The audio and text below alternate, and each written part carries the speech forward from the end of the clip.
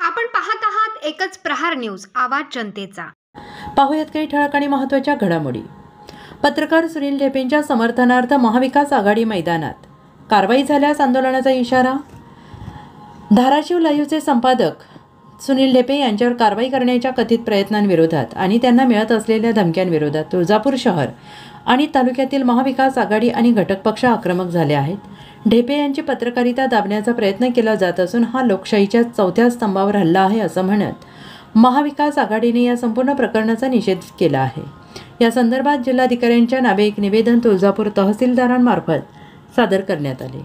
महाविकास आघाडीने निवेदनात म्हटलं आहे की पत्रकार सुनील ढेपे हे धाराशिव लाईव्ह या चॅनेलच्या माध्यमातून निर्भीडपणे पत्रकारिता करत आहेत। मात्र काही दिवसांपासून त्यांचा आवाज दाबण्याचा प्रयत्न सुरू असून काही लोकांकडून त्यांना धमकीवजा वक्तव्ये केली जात आहेत। लोकशाही मार्गाने काम करणाऱ्या पत्रकारावरील हा अन्याय सहन केला जाणार नाही असं निवेदनात स्पष्ट करण्यात आलं आहे।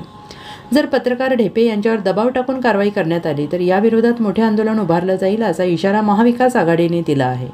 कोणत्याही पत्रकारावर दबाव तंत्राचा वापर केला जाऊ नये आणि त्यांना त्यांचे स्वातंत्र्य अबाधित ठेवून लोकशाही मार्गाने पत्रकारिता करू द्यावी अशी विनंती या निवेदनात करण्यात आली।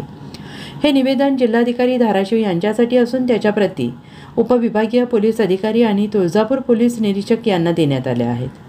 निवेदनावर जिल्हा काँग्रेसचे कमिटीचे अध्यक्ष कदम पाटील, शिवसेना शहर प्रमुख राहुल खपले, माजी नगरसेवक नागनाथ मांजी, शेख तौफिक यांच्यासह महाविकास आघाडीच्या अन्य पदाधिकाऱ्यांच्या सह्या आहेत।